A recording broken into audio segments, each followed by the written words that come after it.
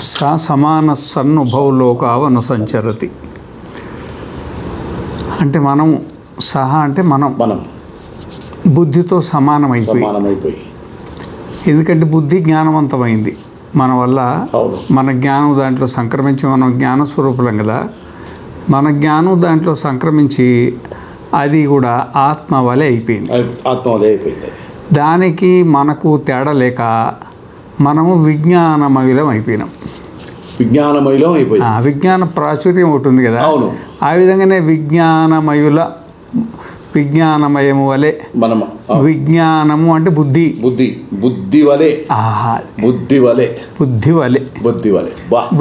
అయిపోయి విజ్ఞానమయ బుద్ధి వలె అయిపోయి బుద్ధికి మనకు తేడా తెలియక మనకు విభాగం అనేది తెలియక బుద్ధి జాగ్రత్త అవస్థలో ఉంటే నేను జాగ్రత్తలో ఉన్నానని బుద్ధి నిద్రపోతే నేను నిద్రపోతున్నానని మరి బుద్ధికి ఏమన్నా కోరిక కలిగితే నాకు కోరిక కలిగిందని బుద్ధికి ఏదైనా కోపం వస్తే నాకు కోపం వచ్చిందని బుద్ధికి ఏమనిపిస్తుంది ఇక ఆ బుద్ధికి నేను కుర్రోడిని అంటే కుర్రోడిని అనిపిస్తుంది ముసలోడిని అనిపిస్తుంది నేను ప్రధానోపాధ్యాయులని అనిపిస్తుంది నేను వ్యాపారిని అనిపిస్తుంది నేను ఉద్యోగిని అనిపిస్తుంది నేను ప్రధానమంత్రిని అనిపిస్తుంది నేను రాజకీయం అనిపిస్తుంది అంటే సర్వం భవతి అన్నాడు మొత్తం సర్వం మనం ఏమైతే బుద్ధి సర్వం అవుతుంది కదా బుద్ధి సర్వం అయితే అది ఊర్ధ్వం గచ్చంతి సత్వస్థ మధ్యే తిష్టంతి రాజసాహ జఘన్యగుణ వృత్తిస్థ అధో గచ్చంతి తామసాహ పుణ్యేన కర్మణ భవతి పాపేనేతి అతో ఖల్వాహు కామమయ ఏవాయం పురుషः స యథా కామో భవతి తత్క్రతుర్భవతి యత్క్రతుర్భవతి తత్కర్మ కురుతే యత్కర్మ కురుతే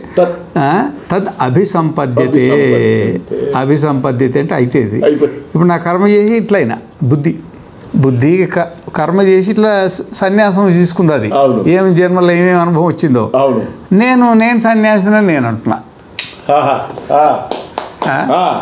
సన్యాసం తీసుకునేది గృహస్థమైన బ్రహ్మచర్యమైన వానప్రస్థమైన బుద్ధి కదా తీసుకుంటుంది మనం తీసుకోం కదా ఆయన నేను సన్యాసిని నా పేరు పరిశుద్ధానంద స్వామి నాది విశ్వనాథ క్షేత్రం పరాశరాశ్రమము ఇంకా ఏదేదో చెప్పుకుంటుంది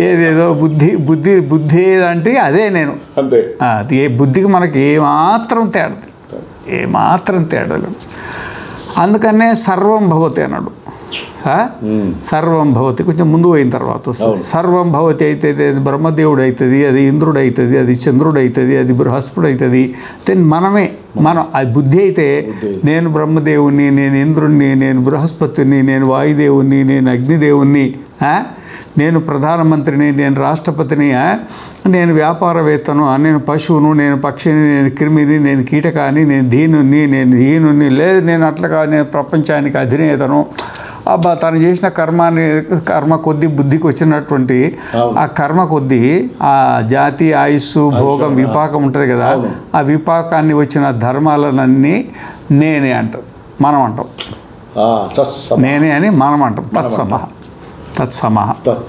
విజ్ఞానమయ అంటే విజ్ఞానమయుని వల్లే అంటే బుద్ధి వలె విజ్ఞాన ప్రాచుర్యం ఒకటి ఉంది బుద్ధి వలె ఓటుంది అన్నమాట బుద్ధి వలె అయ్యి మనము ఇక బుద్ధికి మనకి ఏమాత్రం తేడా లేదు కాబట్టి ఏం తేడా లేదు కాబట్టి బుద్ధే నేను అనుకుంటాను నా స్వరూపాన్ని మర్చిపోయా ఆ స్వరూపాన్ని మర్చిపోయే కానీ అనుకోలేం మనం అది మర్చిపోతేనే ఇట్లా అనుకుంటాం అవును అది మరిపొచ్చిపోతే మనకు సమాధిగా మన స్వరూపంలో మనం ఉంటాం ప్రశాంతంగా దాని పాటికి ఏదో అది ప్రకృతి చ కర్మాణి క్రియమాణాన్ని సర్వశః యపశ్యతి తథాత్మానం అకర్తారం సపశ్యతి అది చేస్తుంటే మనం చూస్తున్నాం అనుకో మనం చూస్తూ ఉంటాం అనమాట ఇది భగవద్గీతలోని మాటే కదా ఆ విధంగా ఉంటుంది అన్నమాట తాదాత్మ్యం పొందినప్పుడే మనకు అట్లా అనిపిస్తుంది మనకు జ్ఞానం లేనప్పుడే ఇప్పుడు పశువులకు పక్షులకు క్రిములకు కీటకాలకు సాధారణ జనాలకు నేను ఆత్మను ఇది బుద్ధి నాకు తాదాత్మ్యం కలిగింది బుద్ధి ధర్మాలు నేను అనవసరంగా నెత్తిమి వేసుకొని ఇన్ని రోజులు సంసారం చేసిన అయ్యా మనం మాత్రం రోజుకి ఎంతసేపు అనుకుంటాం మళ్ళీ ఎప్పుడు అది అలవాటు అయింది కదా అది అలవాటు అయిపోయి మనం కూడా దాంట్లోనే దిగజారిపోతూ ఉంటాం అప్పుడప్పుడు బయటకు వచ్చినా మళ్ళీ అప్పుడప్పుడు లోపల ఇదే మకరి పోరాటం అంటే ఇదే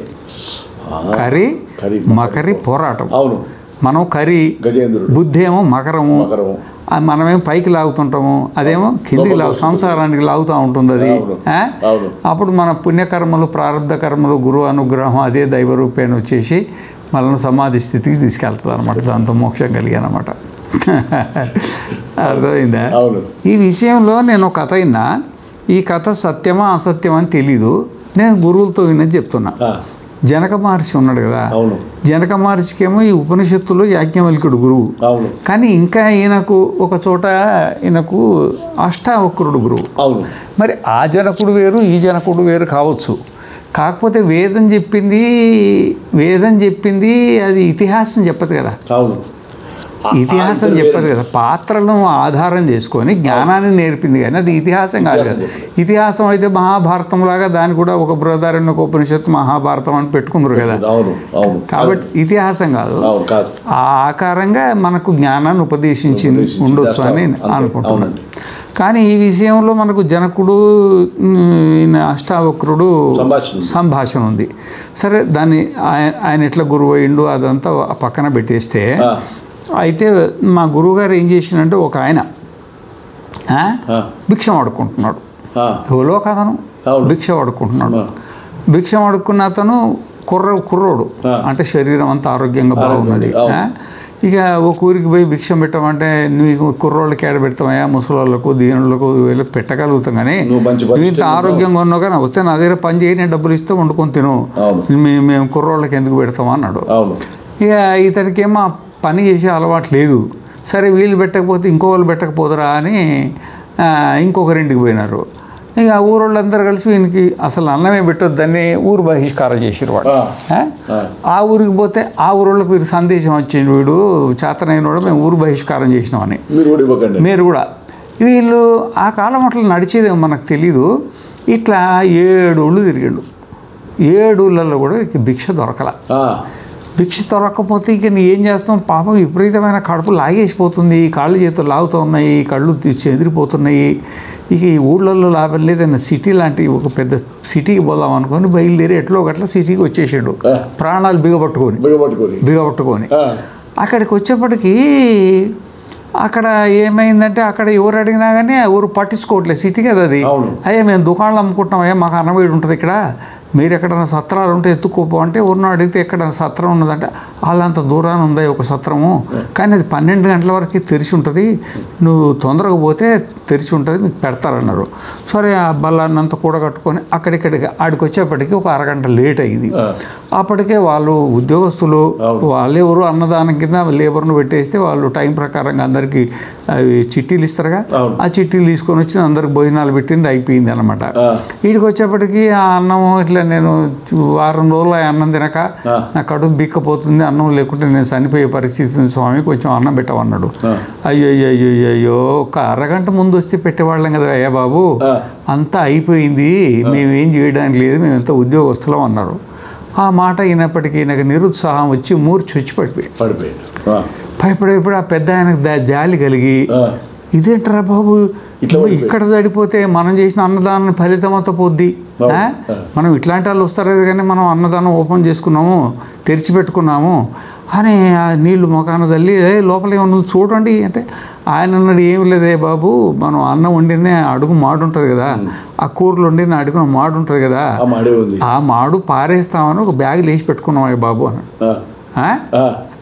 ఏదో చచ్చిపోయేవాడికి ఏదో తీసుకురావయ్యా బాబు అని ఒక ఉంటుంది కదా లిపాప, అట్లనే వాడికి ముఖం కూర్చొని, అయ్యా స్వామి మేము తాళాలు వేసుకొని పోయి టైం అయింది, ఈ రోడ్డు అవతలే ఒక బావి ఉంది, చేదుబాయి, ఆ బావి దగ్గర హౌస్ ఉంది, దాంట్లో ఎప్పుడు నీళ్లు ఉంటాయి, శుభ్రంగా కాళ్ళు చేతులు ముఖం కడుక్కొని నిదానంగా నువ్వు భోజనం చేసుకో, ఏమనుకోగాని చేతులు పెట్టేప్పటికీ వాడికి బ్రహ్మలోక ప్రాప్తి కలిగినంత ఆనందం కలిగింది. బతికిపోయినారా ఆయన, బతికిపోయా, ఏదోటి దొరికింది కదా అని ఆ లిఫాఫాను పట్టుకొని చేతన ఈ చేతగాక కనబడక శరీరంలో బలం లేదు కదా, నీరసం కదా, పడుకుతా తూగుతా పోతుంటే ఆ దూరం ఉండి 2 వృషభాలు అంటే ఎద్దులు అవి తగు వేసుకొని ఒకటి ఓడిపోయింది, ఒకటి గెలిచింది. ఆ ఓడిపోయిన దాన్ని గెలిచింది తరుముతూ ఉందన్నమాట. ఆ తరుముతూ ఉంటే అది వెనక్కి, ముందుది ఎద్దులే వెనక్కి చూసుకుంటే వస్తుంది కదా, అది వెనక్కి చూసుకుంటే ముందు పోతుంది అది కొంచెం. అది వచ్చి వీడిని కొట్టేసి ఓ కొట్టేసేపటికి వీడు ఒక్క పక్క పడిపోయింది, అన్నం ఒక్క పడిపోయింది, లిపాప్ ఒక్క పక్క పడిపోయింది.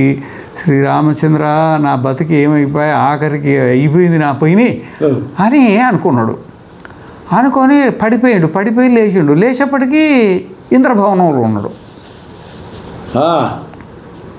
పెద్ద ఇంద్రభవనం, మామూలు ఇంద్రభవనం లేదు అది.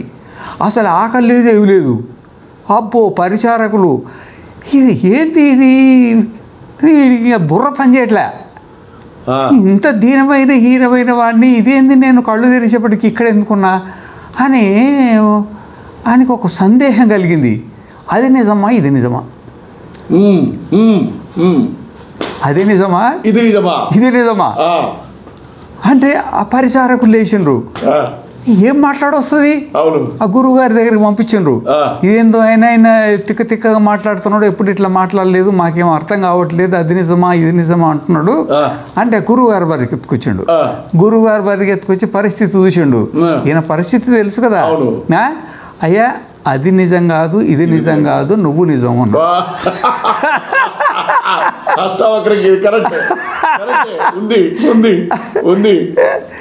అర్థమైందా? ఈయనెవరంటే ఈ మహాత్ముడు రాజు. ఆయన పడుకొని శుభ్రంగా నిద్రపోయాడు. కళ వచ్చింది. ఆ కళ నుండి వచ్చేప్పటికి కళ్ళు తెరిచేపటికి ఇక్కడ ఉన్నాడు. కానీ ఆ భ్రమ దిగ్భ్రమ, ఎందుకంటే ఆయన సాధన చేస్తున్నాడు కదా. ఆ సాధనలో ఉండి మరి బుద్ధితో తాదాత్మ్యాన్ని పొందిండు కదా. జాగ్రత్త అవస్థలో ఉండేది అదే అయిపోయాయి, స్వప్నావస్థలో ఉండేది అదే అయిపోయాయి. దాంతో దీంతో రెండింటి తాదాత్మ్యం పొంది ఉండి మరి అది నిజమా ఇది నిజం, రెండు కళలేకనే కనబడుతున్నాయి. ఎందుకంటే విశ్వం దర్పణ దృశ్యమాన నగరీ తుల్యం నిజాంతర్గతం పశ్యన్నాత్మని మాయయా బహిర్వోద్భూతం యథా నిద్రయా సాక్షాత్ కురుతే ప్రబోధ సమయే స్వాత్మానమేవాద్వయం తస్మై శ్రీ గురుమూర్తయే నమః ఇదం శ్రీ దక్షిణామూర్తయే. అద్భుతం అద్భుతం. జాగ్రత్త స్వప్నాన్ని ఒక దెబ్బలో కొట్టి అది నిజం కాదు, ఇది నిజం కదా, నువ్వు నిజమో, నువ్వు నిజం, నువ్వు జనక చక్రవర్తివి కదా, నువ్వు నిజం. ఇంత వేదాంత విని నువ్వు మరి బుద్ధితోటి తాదాత్మ్యాన్ని పొంది అది స్వప్నం నిజమా జాగ్రత్త నిజమా అని భ్రమలో పడుతున్నావు, ఏది నిజం కాదు, నువ్వు నిజము అని చెప్పేప్పటికి లేచి సాష్టాంగ నమస్కారం చేసిండు. స్వామి ఇది పరిస్థితి, చాలా చాలా భయంకరమైన పరిస్థితిలో నుండి వచ్చిన నేను. అక్కడ చూస్తే అంత భయంకరమైన పరిస్థితి, ఇక్కడ చూస్తే ఇదో భయంకరమైన పరిస్థితి, ఎటు చూసినా భయంకరమే. ఏ నమ్మశక్యంగాని పరిస్థితి ఉంది. నాకు ఇట్లా దిగ్భ్రమ కలిగింది అంటే భ్రమ నీకు కాదు, బుద్ధి కలిగింది. ఏవి బుద్ధి తాదాత్మ్యంలో నువ్వు ఉన్నావు, నువ్వు సాధన చేస్తున్నావు కాబట్టి అది సత్యమా ఇది సత్యమా అని అడిగాడు. సామాన్యుడు అడుగుతాడా? అడగలేడు కదా అని అన్నట్లు సమాన సన్ మంచి సమాన సన్ ఆ బుద్ధితోటి సమానం అయిపోయి విజ్ఞానమయమై అంటే బుద్ధి వలె అయి, విజ్ఞానమయ ఇవ అంటే బుద్ధి వలె అయి, విజ్ఞానమయ అన్నదానికి ఇవ అని కలుపుకోవాలి. ఇవ కలుపుకొని బుద్ధి వలె అంటే బుద్ధి అయి, బుద్ధి తాదాత్మ్యాన్ని బుద్ధి అయ్యి ఏమి ఉభౌ లోకావు అనుసంచరతి, ఉభౌ లోకవు అనుసంచరతి. ఈ రెండు లోకాలు. లోకం అంటే ఏంటంటే రెండు లోకాలు అంటే ఏంది? జాగ్రత్త స్వప్నము కాదు. రెండు లోకాలంటే ఈ జన్మ రాబోయే జన్మ, మనకు ఉండేటివి రెండే జన్మలు. లోకం అంటే జన్మ, ఒకటి ఈ జన్మ, ఇక్కడ ఉన్నాం, ఈ లోకంలో సంచారం చేస్తున్నాం. ఎంతకాలం ఉంటాం? విపాకము జాతి ఆయుస్సు భోగం తీసుకొని వచ్చేసిన మనము. ఎంతకాలం ఉంటుందో ఈ జాతి ఆయుస్సు భోగం మనకు, అంతకాలం ఉండిన తర్వాత మళ్ళీ మిగతా కర్మలు ఉంటాయి కదా, ఆ కర్మలు మళ్ళీ ఏ జన్మను నిర్ణయం చేస్తే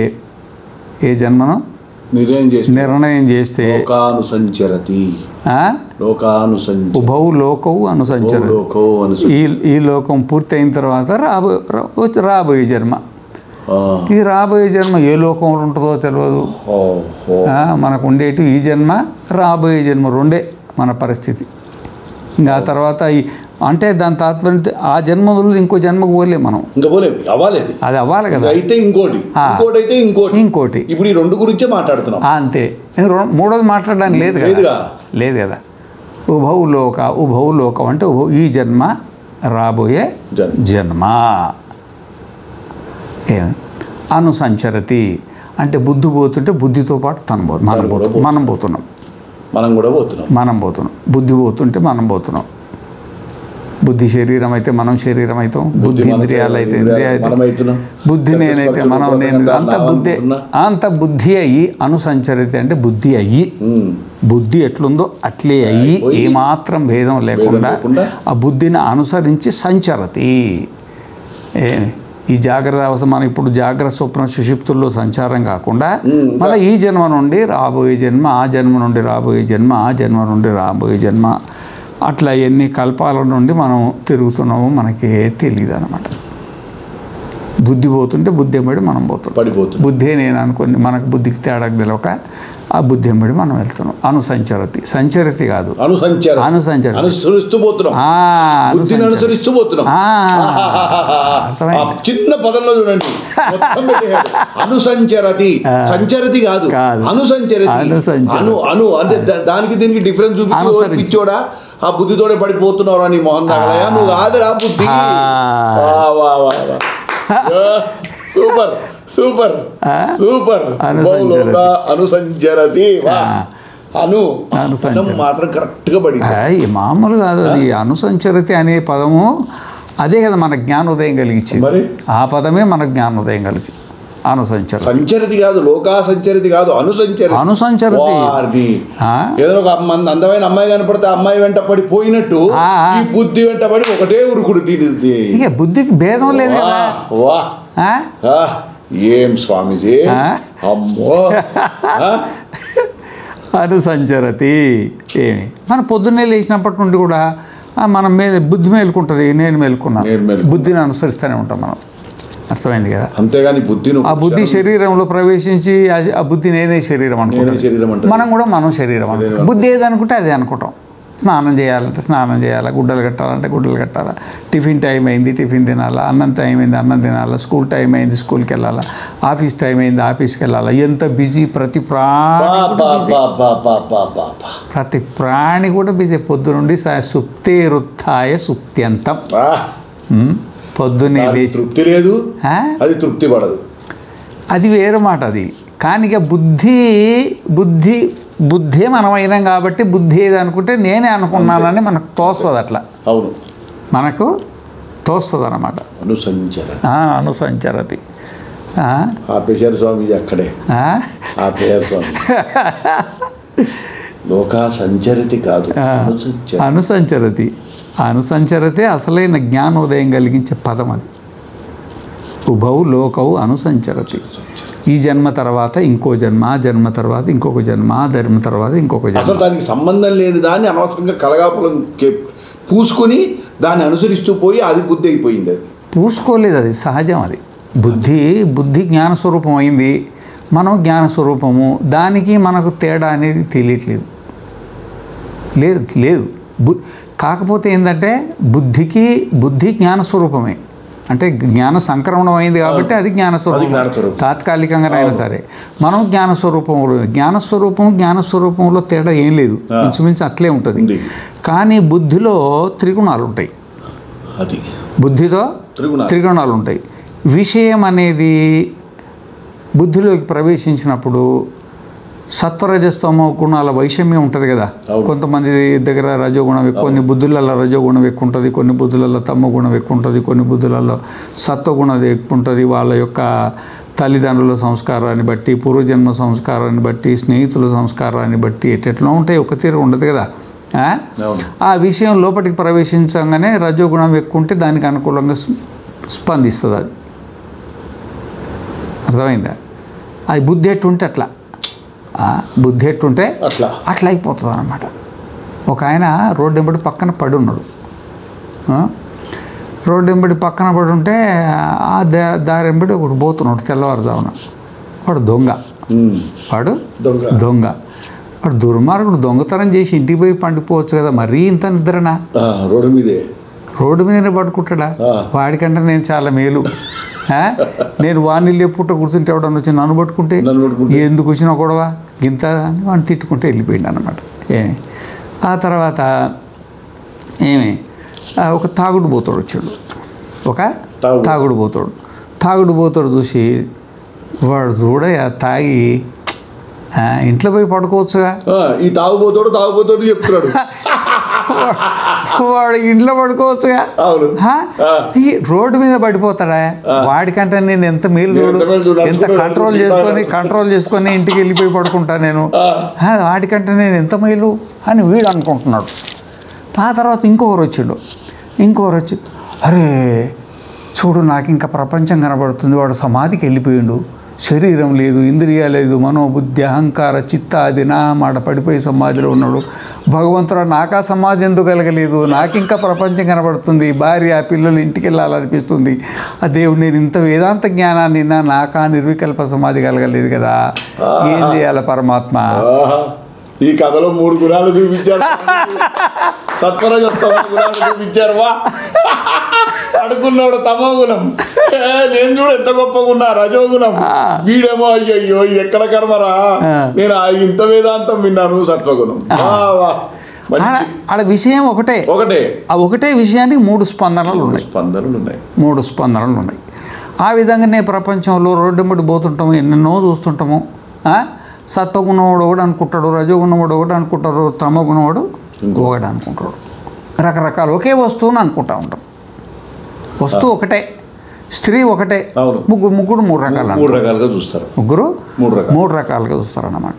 ఏమి ఇట్లా ధనం ఒకటే, ముగ్గురు 3 రకాలు చూస్తారు. గుడి ఒక్కటే, ముగ్గురు 3 రకాలు ఉంటాడు. సాధువు కూడా ఒక్కడే, ముగ్గురు 3 రకాలు ఉంటాడు. ముగ్గురు 3 రకాలుగా ఓ స్వామి ఉపన్యాసం చెప్తుండేవాడు. అయితే మీలాంటి ఒక భక్తుడు వచ్చేవాడు ఆ సత్సంగం వినడానికి. అయితే ఆయనకు స్నేహితుడు ఉన్నాడు. ఆ స్నేహితుడు ఈ స్వాములు ఎంత నమ్మేవాడు కాదు. ఏదో కష్టం చేసుకొని బతకాల, ఎందుకే ముసల్తానాన్ని ఎప్పుడు వేదాంతం వినాలి, కానీ ఇప్పుడు నుండి ఎందుకే ఎన్ని పట్టుకున్నావు పిచ్చోడికి నువ్వు, ఇక సంసారంలో ఆనందం ఉండకుండా అది ఇది అనేవాడు. సరేలేవే నీ లోకం అనేది నా లోకం కాదు, కానీ చాలా రోజులు ఒక్కసారి రారా ఊరికే, నువ్వు దండం పెట్టకపోతే ఊరికి రా, చూడు దర్శనం చేసుకో, ఊరికే నీకు తినబుద్ధి అయితే ఇను, లేకపోతే నా కోసం అన్నట్ల ఊరికి అట్లా కూర్చొని వస్తూ అంటే ఎందుకు లేవు ఇంతో గొడవ, ఊరికే స్నేహితాన్ని అయితే వదులుకోలేం కదా. సరే అని పోయిండు అన్నమాట. పోయిన తర్వాత అక్కడ స్వామి ఉన్నాడు. స్వామి మంచి వేదాంతం అంతా చాలా బ్రహ్మాండంగా చెప్పిండు అనమాట. బ్రహ్మాండంగా చెప్తే అబ్బా మా స్నేహితుడు వచ్చినందుకు ఎంత బాగా వేదాంతం చెప్పిండు, దీనివల్ల మా స్నేహితుడికి అర్థమై ఉంటుంది, ఎంతో కొంత మారుతాడు అని అనుకున్నాడు అనమాట. అనుకున్న తర్వాత అది ఇద్దరు మాట్లాడుకుంటూ ఇంటికి వచ్చిండు. మళ్ళీ తెల్లారి కలిసి మరి నేను నా గురువు గారిని ఉపన్యాసం ఎంత విన్నావు కదా, మరి నీకేమన్నా మీ మనసులో ఏమనిపించింది అని అడిగాడు. మనసులో ఏమనిపించింది అన్నాడు. ఏమనిపించలేదు పాపం, అది ఆ పౌర్ణం ఉన్నట్టున్నది, గుండు కొట్టుకొని ఏదో దానికి కొబ్బరి అది ఏదో నూనె పూసినట్టు మెరుస్తూ ఉన్నది, దాని మీద ఇంత దుమ్ము తలితే ఎట్లుండా అని అనిపిస్తూ ఉండేది నాకు.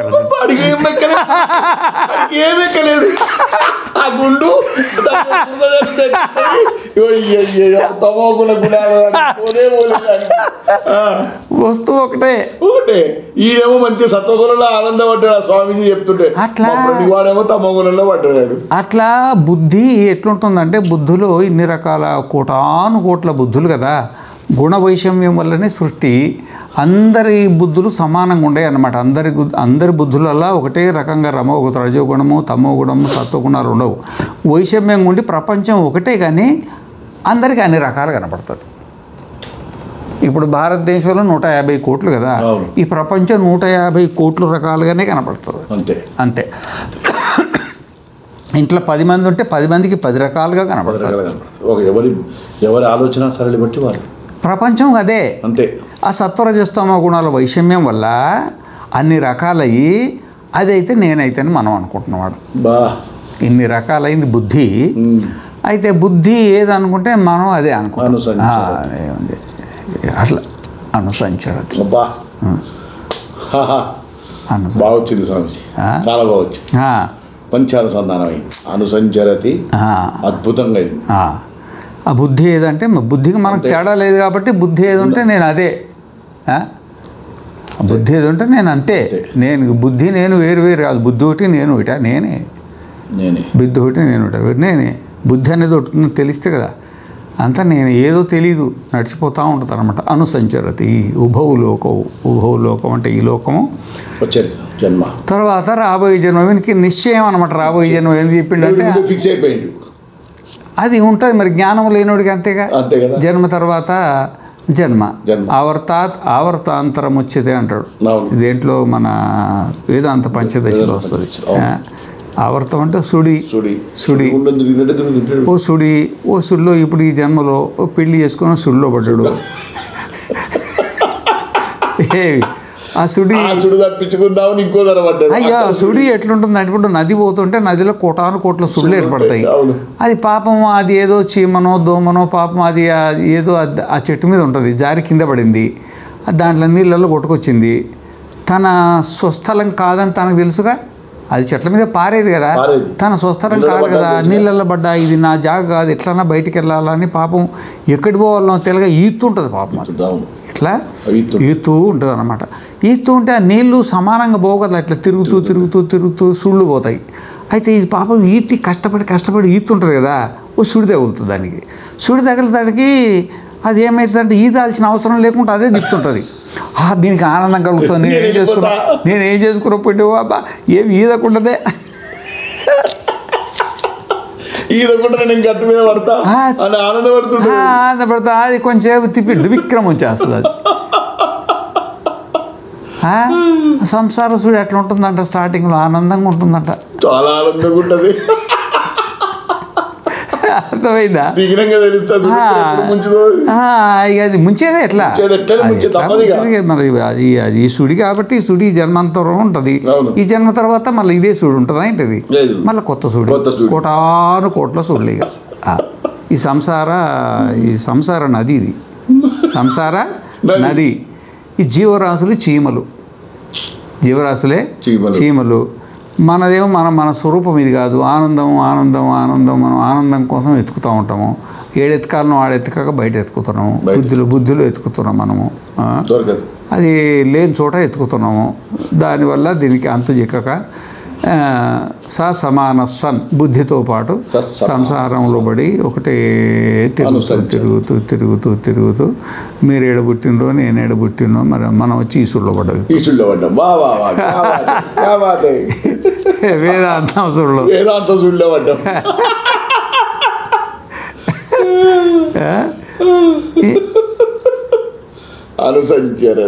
అనుసంచరతి సమాన సన్ ఉభౌ లోకౌ అనుసంచరతి. ఈ జన్మ రాబోయే జన్మ. అనుసంచరతి అన్న పదంతో చాలా అది మొత్తం చాలా కీలకమైన పదం. అది మొత్తం ఉపనిషత్తులోనే కీలకమైన పదం. అది ఈ అనుసంచరతి అర్థం అయిందనుకోండి, నువ్వు బ్రహ్మజ్ఞానివిగా. అహం అనుసంచరామి, అహం అనుసంచరామి నతు సంచరామి. దీని ఇక్కడే ఉంటా. అబ్బా అవును స్వామిజీ, ఓయమ్మో ఇదేం పదం అండి బాబు, కట్టిపడేసింది ఒక దెబ్బకి. అమ్మా అనుసంచరతి లోక కూడా పక్కన తీసేసి అనుసంచరతి ఒకటి పట్టుకున్నానంటే ఇప్పుడు ఏది చూసినా ఓయ్ అనుసంచరతి, అమ్మో భార్య పోతున్నా, అమ్మో అనుసంచరతి రా వెనక్కి, కొడుకు వ్యామో ఏ అనుసంచరతి రా వెనక్కి రా. ఒక్క పదం బ్రహ్మాండం స్వామి. అంటే వేదం అంటే ఏంది? వేదం అంటే ఏంది?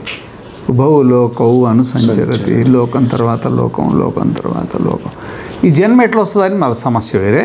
ఈ జన్మ నుండి ఇంకొక జన్మ పోతుంటాం కదా, ఈ జన్మ నుండి ఈ జన్మకు వచ్చినాము, ఈ జన్మ నుండి ఇంకో జన్మకు పోతాము.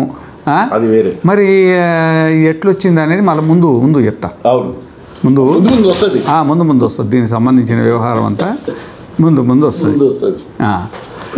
అనుసంచరతి. దాని తర్వాత చంపేశారు స్వామిజీ, చంపేశారు మీరు. ముందుకెళ్ళకపోతే కష్టం. అనుసంచరతి. మనం అనుసంచరణ చేస్తూనే ఉన్నాం కదా. మన బుద్ధి నేను అనుకొని మనకి ఇంకా వేరే ఏది లేదు ఇక. అంధేనైవ నీయమానా యథాంధ అన్నాడు అనమాట. గుడ్డోడు పట్టుకుని పోతా. ఒక ఆయన అన్నాడు, ఏడికి పోతున్నాంటే హైదరాబాద్ పోతున్నాను అన్నాడు. అరే నేను గుడ్డినయ్యా పాపం నన్ను తీసుకెళ్తావా అన్నాడు. నిన్నెందుకు తీసుకుపోను, బ్రహ్మాండంగా తీసుకుపోదా అన్నాడు. కానీ నేను గుడ్డినని చెప్పలే అతను, నేను గుడ్డేనని చెప్పలే, నేను తీసుకుపోతానా అన్నాడు. ఇద్దరు గుడ్డోరయ్యా, ఓ బాయ్ వచ్చి ఇద్దరు బావిలో పడ్డాడు.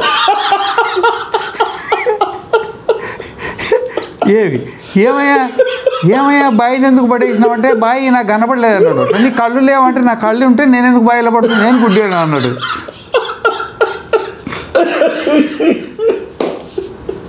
అట్లా అయిపోయింది. గుడ్డిని ఫాలో అయితే నేను కూడా పోయి బావిలో పడుతున్నా. నా వల్లే బుద్ధి కళ్ళు వచ్చినాయి, అటువంటిది నేనే బుద్ధిని ఫాలో అయితే నా కళ్ళే. అయ్యో నా బతికి ఇట్లా వచ్చిందా.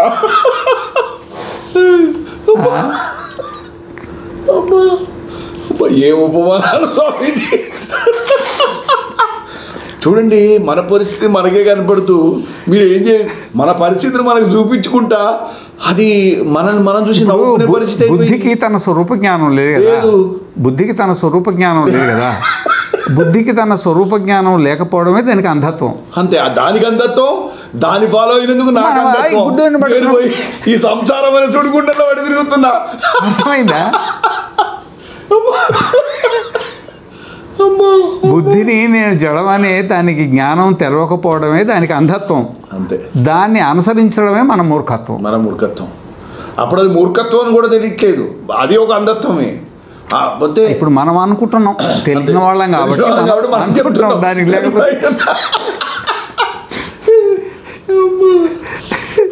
భగవంతుడా. అర్థమైందా? అర్థమైంది.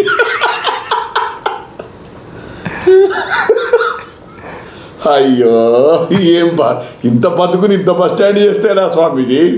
అంతే కదా మరి. అందుకనే కదా నేను చిన్నప్పుడు బయటకు వచ్చింది, ఆలోచన చేసే బయటకు వచ్చాను. మనం బుద్ధి వలలో పడ్డామా, ఎక్కడికి ఏ లోకానికి పోతామో తెలియదు. నేను చూస్తున్నా కదా స్వామీజీ. నేను వస్తున్నప్పుడు నేను గేట్ తీసుకున్న తర్వాత, గేట్ తీసిన వెంటనే అక్కడి నుంచి నేను అబ్జర్వ్ చేస్తా, సైలెంట్గా ఉంటుంది. నాకు తెలుసు మీరు ఈ మూడు ఉంటారండి. నేను హాయిగా వద్దురా నాయన, ఈ బుద్ధితో నేను సంచరించాను నాయన, నేను మూలక గొప్ప జీవితం స్వామిది. అది మనం అట్లా అది మన తల్లిదండ్రుల ఆశీర్వాదం అనండి, దేవుడి ఆశీర్వాదం అనండి, గురువుల ఆశీర్వాదం, మనం చేసుకున్నటువంటి కర్మ ఆశీర్వాదం అనండి. మనం చేసుకున్న కర్మలు ఉంటాయి కదా.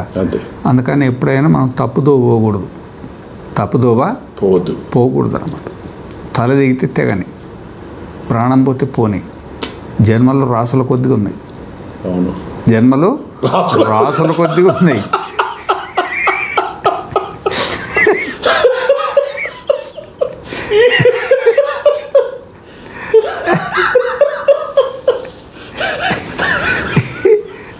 ఏ ఇబ్బంది లేదు. స్వామిని నన్ను అడుగుతారు, స్వామి మరి ఆశ్రమం ఇంత పెద్ద ఆశ్రమం కట్టింది కదా, ఇన్ని ఆస్తులు ఉన్నాయి కదా, మరి ఇది ఎవరికి ఇచ్చిపోతారు అన్నాడు. అంటే ఇప్పుడు నన్ను కోట్లు జన్మలు ఇచ్చిన, ఆ కోటి జన్మలలో ఎవరికి ఇచ్చినో ఇప్పుడు వాడికి ఇస్తా. ఎవడు చూస్తుండో నాకేం తెలుసు. మన అవసరానికి మనం కట్టుకున్నాము, ఎవరికి ప్రాప్తం ఉంటే వాళ్ళకి పోతుంది.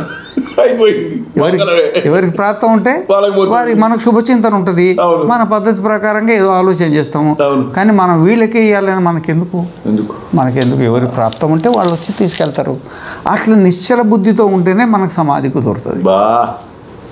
అవును స్వామి, అవును స్వామి. అట్లా నిశ్చల బుద్ధితో ఉంటేనే అది యథార్థమే మనం మాట్లాడేది. అంతే, ఎవరికి ప్రాప్తం? ఎందుకంటే మనకి ఇన్ని దగ్గర నిజంగా మీరు నిన్న చెప్పినట్టు, మొన్న టాపిక్లో మీరు చెప్పినట్టు, ఆ జన్మలే నాకు గుర్తుంటే, ఆ జన్మలో ఉన్న కూతురు ఈ జన్మలో భార్య అయితే నా బతికేంటి? మరి ఆ జన్మల్లో నేను సంపాదించిన ఆస్తులంతా ఏం చేసినట్టు? ఇప్పుడు ఈ ఆస్తి మీద నాకు వ్యామోహం ఏమిటో? ఎన్ని జన్మలలో ఎన్ని ఆస్తులు సంపాదించినాము, ఎన్ని బిల్డింగులు కట్టినాము, ఎంతమంది సంసారం చేసినాము, అన్నీ వదిలితే దాంట్లో ఇదొకటి కోన్ కిస్కా గొడవ వదిలే కోన్ కిస్కా అనుసంచరతి. ఆ విధంగా మనము ఎప్పటికైనా కానీ బుద్ధి నేనని తగులుకొనకుండా ఎప్పటికప్పుడు మనం మన స్వరూప స్థితిలో ఉండడానికి ఉండాలి. మన స్వరూప స్థితిలో ఉండాలి. మన ముఖ్యం, ప్రపంచం ముఖ్యం కాదు. నువ్వు ప్రపంచాన్ని ప్రధానం తీసుకున్నావు అనుకో, అయిపోయి. ప్రపంచం అంటే ఏంటి? భార్య, పిల్లలు, స్నేహితులు, ఇక అంత బుద్ధి అనుకో. బుద్ధి ఏది అనుకుంటే అది కరెక్ట్ చెప్పేసినాం. అంత బుద్ధి బుద్ధి స్వరూపం ఏంటంటే ఇది అన్నమాట. కాబట్టి ఉభౌ లోకవు సమాన సన్ అంటే బుద్ధి అయ్యి సమాన సన్ అంటే బుద్ధి వలే అయ్యి, అక్కడ కూడా వలే కలుపుకోవాలి. సమాన ఇవ సమాన సన్. ఇక సమాన సన్నం అంటే సమానమయ్యి అంటే అది ఇది కాదు, ఇది అది కాదు, కానీ అట్లా అయ్యి ఉభౌ లోకవు ఈ జన్మ ఉభవలోకం అనుసంచరం చేసి అంటే తిరుగుతూ ఏం చేస్తుంది ఈ లోకాలలో ఈ జన్మలో లాభం? ధ్యాయతీవ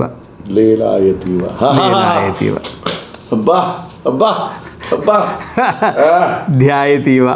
ఇక పొద్దున్నే లేచి బుద్ధి ఆలోచిస్తుంది, తెల్లవారినట్టుంది లేవాలా అనిపిస్తుంది. మనమే బుద్ధిగా అప్పటిగా జ్ఞానం లేదు కదా, నాకు లేవాలని అనిపించింది, ఇక పొద్దున్నే లేచింది, పళ్ళు తోముకోవాలా, స్నానం చేయాలా, బుద్ధి అనుకుంటుంది కదా, నేనే స్నానం చేయాలా అనుకుంటుంది అనమాట.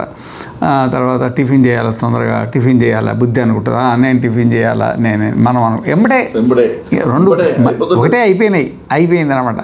ఇక ఆ తర్వాత ఉద్యోగానికి పోవాలా, రాజకీయం పోవాలా, వ్యాపారం చేయాలా, అది చేయాలా, ఇది చేయాలా, పొద్దునుండి సాయంత్రం. ప్రతి జీవి మనేం కాదు, పశువులు, పక్షులు, క్రిములు, కీటకాలు తెల్లవారుజాము నుండే ఇక రాత్రి జీవులు రాత్రి, పగలు జీవులు పగలు అన్నమాట. ఇక ఒకటే ఇక బుద్ధితో మమేకం అయిపోయి ధ్యాయతి.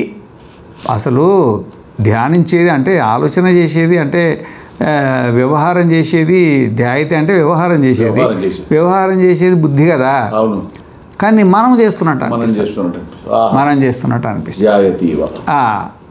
మన మా గుజరాత్ నుండి ఒక ఆయన భక్తుడు వస్తుంది రాజ్కోట్ ఎక్స్ప్రెస్లో. రాజ్కోట్ నుండి వస్తుంది అనమాట. ఎక్కడ మీకు రిజర్వేషన్ అంటే ఏసీ 2 టైర్ల ఏదో B1 B2 చెప్పిండు అనమాట. B1 ఏదో చెప్పిండు. B1 చాలా సంతోషం స్వామి. మళ్ళీ ఫోన్ చేస్తే ఎక్కడ ఉన్నారు? నేను జైపూర్ వరకు వచ్చిన అన్నాడు. మళ్ళీ ఫోన్ చేస్తే ఎక్కడ ఉన్నావు అంటే నేను ఉజ్జయిని వరకు వచ్చిన అన్నాడు. మళ్ళీ ఫోన్ చేస్తే ఎక్కడ ఉన్నామంటే నేను ఇటార్సీ వరకు వచ్చిన అన్నాడు. మళ్ళీ ఫోన్ చేస్తే ఎక్కడ ఉన్నామంటే వరంగల్కి వచ్చేసిన అన్నాడు. మళ్ళీ ఫోన్ చేస్తే ఎక్కడ ఉన్నామంటే సికింద్రాబాద్ వస్తున్నా ఇంకా అరగంటలు అన్నాడు. సరే నేను బండి వేసుకొని పోయినా. బండి వేసుకొని పోయిన తర్వాత చక్కగా ఆడికి పోయినా. ఏం స్వామి మీరు ఎక్కింది B1లా, కూర్చున్నది B1లా, మీరు అసలు కదలలే. సికింద్రాబాద్ మీరు ఎట్లా వచ్చిండు? బండి కదా వచ్చింది. అవును, బండి కదా వచ్చింది, నువ్వేడొచ్చినావు. బుద్ధితో వచ్చింది ఇక్కడ. అర్థమైందా? అది పోయిందేమో, వచ్చిందేమో కారు, కానీ మనం వచ్చినట్టు భ్రమ భ్రమ అన్నమాట. మనం కార్లో కూర్చునే ఉన్నాం, కారే పోయింది, మనం కూర్చుని ఉన్నాం. మనం ఏమైనా పోయినా సీట్లోనే కూర్చున్నాం. ఏమి పడుకొని నిద్రపోతాం అన్నమాట. ఆ డ్రైవర్తో చెప్తాం ఊరు దగ్గరికి రమ్మని, ఊరు దగ్గర రాగానే చెప్పమంటాం. లేపు అంటాం. లేసా ఊరు వచ్చింది అంటాడు. ఊరు ఏడుకు వచ్చింది, మనమే కదా పోయింది.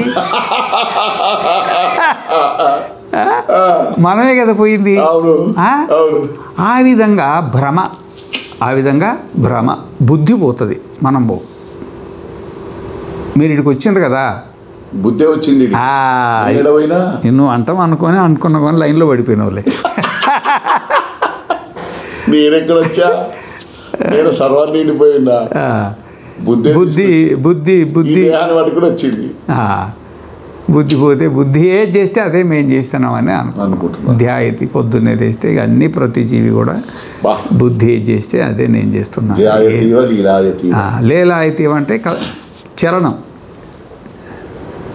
లీలాయతి చరణం. పొద్దున్నే లేవడం, కూర్చోవడం చరణం కదా. అది బుద్ధి లేస్తుంది. బుద్ధి శరీరాన్ని తీసుకొని లేస్తుంది, మనం లేస్తాము, అటు ఇటు తిరుగుతాం, వాకింగ్ చేస్తాం, చరణము, టిఫిన్ చేయాలి, అన్ని చరణం లేని ఏది నడవదు కదా. సీటా అన్నదానికి ఏ పదం పెట్టుకుంటే బాగుంటుంది? అంటే ఇది చేయాలి, అది చేయాలని నిర్ణయం చేసుకుంటుంది. పొద్దుటి నుండి అది సంకల్పం చేసుకుంటూనే ఉంటుంది ప్రతి జీవి కూడా. చీమ ఎక్కడ పోయి ఆహారం సంపాదించుకోవాలా, దోమ ఎక్కడ పోయి ఆహారం సంపాదించుకోవాలా, మనం ఎక్కడ పోయి ఆహారం సంపాదించుకోవాలి, ఏమేం చేయాలా, భార్యతో ఇట్టుండాలా, పిల్లలతో, అంతా అంత చింతనే కదా.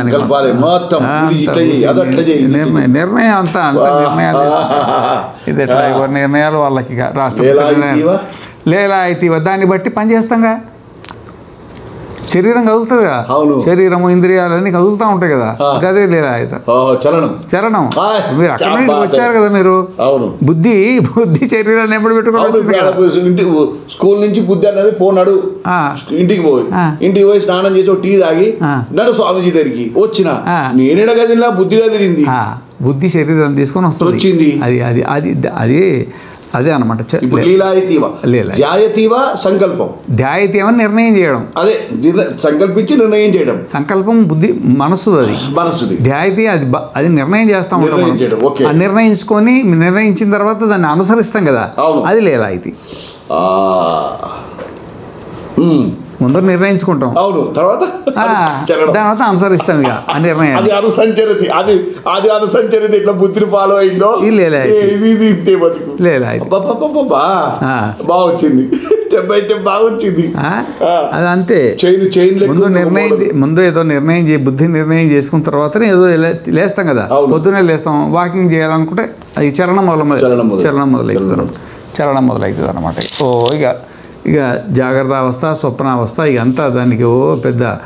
అది బుద్ధిది కూడా ఎట్లుంటుందంటే, ఇప్పుడు ఫ్యాన్లోకి కరెంటు వచ్చిన తర్వాత ఫ్యాను తన ప్రమేయం అంటూ ఏముండదు, ఇక ఆటోమేటిక్ తిరుగుతుంది. బుద్ధిలో మనం ప్రవేశించి జ్ఞానం అయింది కదా, అది సహజంగా తిరుగుతుంది. అంటే ఇక దాన్ని నిలుపుకోలేదు, అది ఆపుకోలేదు అనమాట. దాన్ని ఆపుకోలేదు. అంతే. నీకు ఎంత బ్రహ్మజ్ఞానం కలిగినా ఆపుకోలేవు. ఒకవేళ శరీర స్పృహ లేకుండా సమాధికి పోతే, శరీర స్పృహ లేకుండా అంటే ఈ బుద్ధి నేను కాదు, శరీరం నేను కాదని మొత్తం తెగించుకొని తన స్వరూప సమాధిలో ఉండగలిగితే, అప్పుడు శరీరంలో బలం ఎంత ఉందో అంతకాలం శరీరం ఉండి అది ఊడిపోద్ది. సహజంగా మాత్రం ఇక్కడ సాధారణ వాళ్ళ గురించి చెప్పడం అన్నమాట. కథమ ఆత్మీతి యోజం విజ్ఞానమయ ప్రాణేషు హృద్యంతర్జ్యోతి పురుష సా సమానసన్ ఉభౌ లోకౌ అనుసంచరతి ధ్యాయతీవ లీలాయతీవ. లీలాయతీవ నిర్ణయించినట్టు, పనులు చేసినట్టు, బుద్ధి చేస్తే మనం చేసినట్టు అని మనం అనుకుంటాం కదా. ఆ బుద్ధి చేస్తుంటే మనం చేస్తున్నామని అనుకోవడం పేరే అజ్ఞానం. అజ్ఞానికి కాళ్ళు, చేతులు, తలక ఏమి ఉండదు.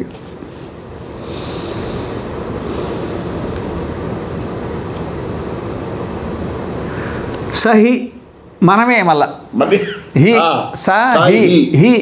హి అనేది అది నిపాతమైన, అది నిశ్చయార్థంలో ప్రయోగిస్తారు దాన్ని. ఓకే.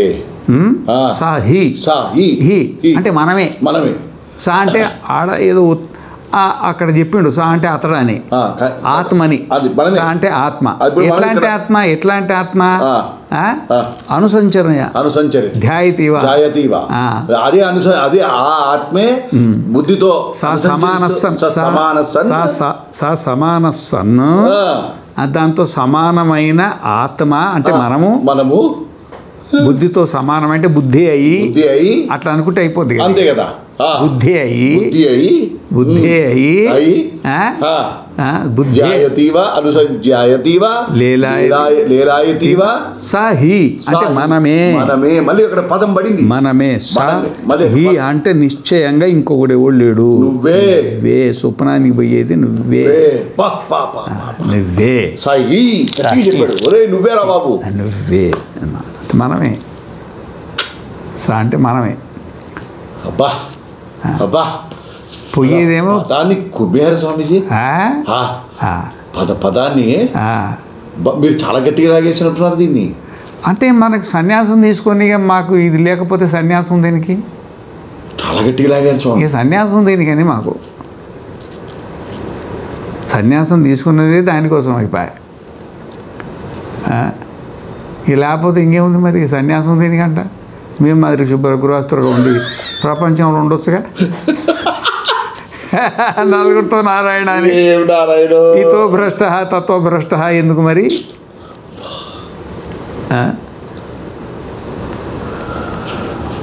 సహి స్వప్నో భూత్వ సా సమానస్సన్ బుద్ధితో సమానమైన మనమే జాగ్రత్తలో ధ్యాయతీవా లేలావతీవా అయినా మనమే ధ్యానిస్తూ నిర్ణయించుకుంటూ జాగ్రత్త అయిపోయిన తర్వాత మనమే ఇంకొకరు ఎవరు కాదు నువ్వే నేనే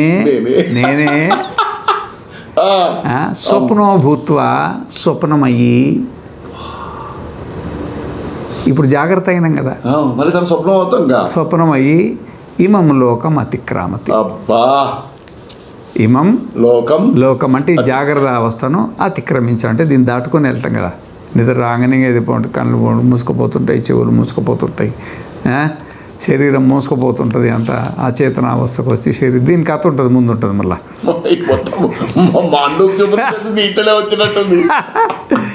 అంటే ఇది మిగతా 9 ఉపనిషత్తుల యొక్క భాష్యం. ఇది బృహదారణ్యకోపనిషత్తు. మిగతా 9 ఉపనిషత్తులు ఈశకేన కట ప్రశ్న, ముండ మాండుక్య ఐత్రి, బృహదారణ్య ఛాందోగ్యం ఉంది కదా, ఐత్రి నుంచి ఛాందోగ్యం వరకు 9 ఉపనిషత్తులు ఉన్నాయి కదా, దాని భాష్యమే బృహదారణ్యకోపనిషత్తు.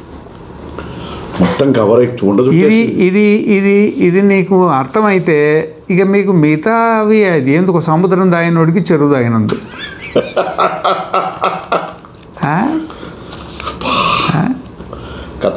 కథమాత్మేతి యోయం విజ్ఞానమయ ప్రాణేషు హృద్యంతరజ్యోతి పురుషః సమానస్సన్ ఉభౌ లోకా అనుసంచరతి. అనుసంచరణం చేసి ఏం చేస్తుంటది అంటే ధ్యాయతీవా లేలాయతీవా. ఇక జీవితాంతం ఇట్లే ఉంటది అంటే కాదు సహి స్వప్నో భూత్వా ఇమం లోకం అతిక్రామతి. ఇమం లోకం అతిక్రామతి. మిగతా చెప్పుకుందాము. పూర్ణమిదం పూర్ణాత్ పూర్ణముదచ్యతే పూర్ణస్య పూర్ణమాదాయ పూర్ణమేవావశిష్యతే. శాంతి శాంతి శాంతి. ఆ మంత్రం ఎక్కడుందో తెలియదు, పుస్తకం ఎక్కడుందో తెలియదు నాకు. పుస్తకం ఇప్పుడు కనబడతా ఉంది.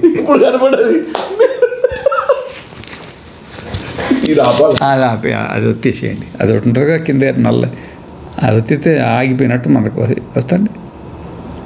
ఆగిపోయిందా?